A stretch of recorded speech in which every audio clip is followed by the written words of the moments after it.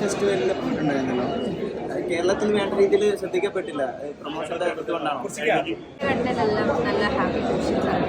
പിന്നെ കോമ്പിനേഷൻസ് വളരെ രസമുള്ള കോമ്പിനേഷനാണ്. പിന്നെ സ്റ്റോറിയും വളരെ റിലേറ്റബിൾ ആണ്. നമ്മളെല്ലാവരുടെയും ലൈഫിൽ എന്താ പറയുക, ഒരു ഡ്രീം പോലെ വീട് പണിയണം എന്നൊക്കെ ആഗ്രഹമുള്ള അങ്ങനത്തെ ഒരു ഇൻഡിവിജ്വലിൻ്റെ ഒരു കഥയാണ്. നന്നായി എല്ലാവരും നന്നായിട്ട് എന്റെ പ്രോജക്റ്റ് ഇതുവരെ അനൗൺസ് ചെയ്യുന്ന രീതിയിൽ ആയിട്ടില്ല. But working on something.